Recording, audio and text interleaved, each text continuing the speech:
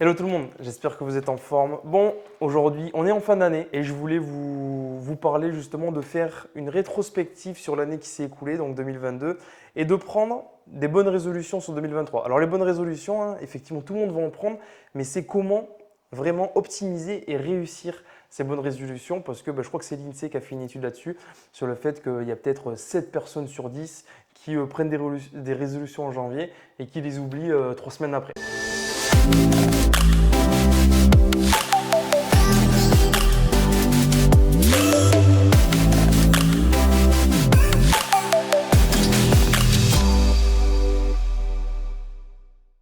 Déjà, première étape, donc faire le point sur l'année qui vient de s'écouler. Donc ça, moi, c'est quelque chose que je fais beaucoup. Moi, je le fais même de manière trimestrielle parce que je fais des points sur mes objectifs que je me suis mis à court terme, sur comment je guide ma vie en fait personnellement, professionnellement.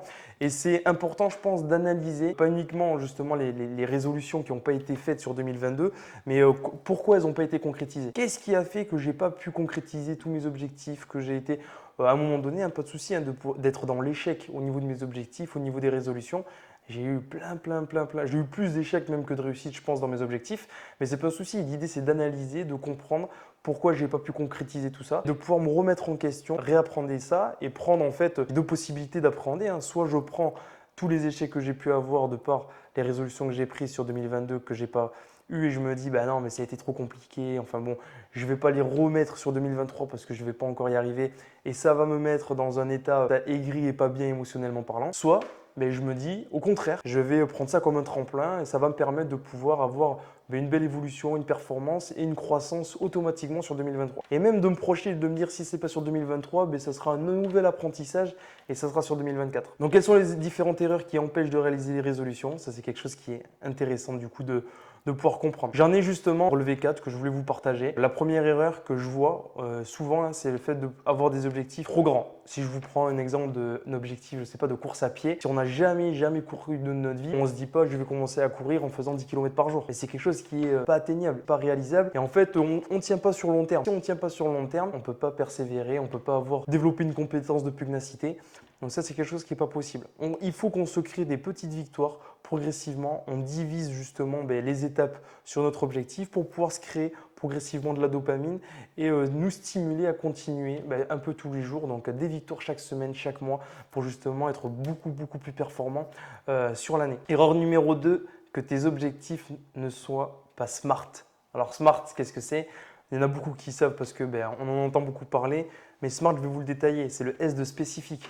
Un objectif spécifique, c'est-à-dire qu'on puisse visualiser, qu'il soit quelque chose de factuel, pas quelque chose qui est, on va dire, trop généraliste, trop global, ou par exemple, je ne sais pas, si demain on me dit je veux perdre 15 kilos, c'est pas spécifique. C'est pas, qu'est-ce qu'on va faire concrètement pour pouvoir aller perdre ces 15 kilos en un an. C'est ça la particularité justement de pouvoir rentrer son objectif dans le spécifique.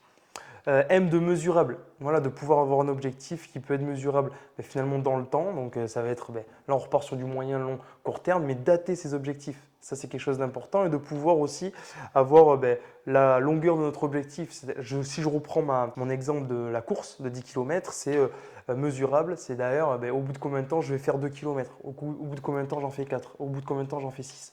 Le A de atteignable. Voilà, atteignable, pareil, c'est quelque chose qu'on ne pense pas aujourd'hui. Si on se démarre dans l'entrepreneuriat, on ne se fixe pas un objectif de faire le million de chiffre d'affaires à la fin de l'année. On comprend bien que c'est quelque chose qu'il faut faire évidemment par étapes. Le R de réalisable, donc voilà, ça va évidemment dans le sens de ce que j'ai dit tout à l'heure, et le T de temporellement défini. Le fait de ne pas écrire nos objectifs, mais ça va là-dessus. Temporellement défini, c'est le fait d'écrire nos objectifs, de pouvoir nous donner une meilleure visualisation et de pouvoir nous dire à ce moment-là, il faut que je puisse en être là de ma vie pro, de ma vie perso, de mon objectif de course et donc de pouvoir dater tous mes objectifs et c'est à ce moment-là en fait tout est lié mais où ça va à chaque fois que j'ai atteint l'objectif au niveau de mes dates, ça va me créer, me stimuler, me créer de la dopamine et me permettre de pouvoir continuer à creuser et à performer. Et la dernière erreur, ne compter que sur sa volonté. Alors oui, si on compte que sur sa volonté, c'est l'échec. Sincèrement, je vous le dis parce que aujourd'hui, nous, l'être humain, on le voit avec les enfants, c'est de l'apprentissage. Ils apprennent par exemple par le jeu, ils apprennent par la routine. Et nous, l'humain, c'est pareil. Il faut vraiment qu'on sorte de la tête, on compte que sur notre volonté parce que la volonté, les sources de motivation, volonté, ça n'a qu'un temps.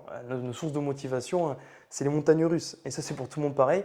Donc, il faut qu'on arrive à se créer une routine par le jeu pour que ce soit beaucoup plus stimulant, pour que ça nous anime beaucoup plus et que ça permette justement d'être plus stimulant dans le long terme, évidemment, dans le foyer et que ce n'est pas un impact pareil. Il ne faut pas que ce soit un impact sur notre vie familiale, notre vie de couple parce que ça va vite virer au vinaigre, comme on dit. Mais c'est vraiment le fait de pouvoir créer une routine qui n'est pas un gros impact dans la vie, dans le foyer, mais qui nous permet justement de tenir sur long terme. Voilà, je vous souhaite de passer une belle année, de vous fixer les plus beaux objectifs, évidemment qui soient smart, de bonnes résolutions.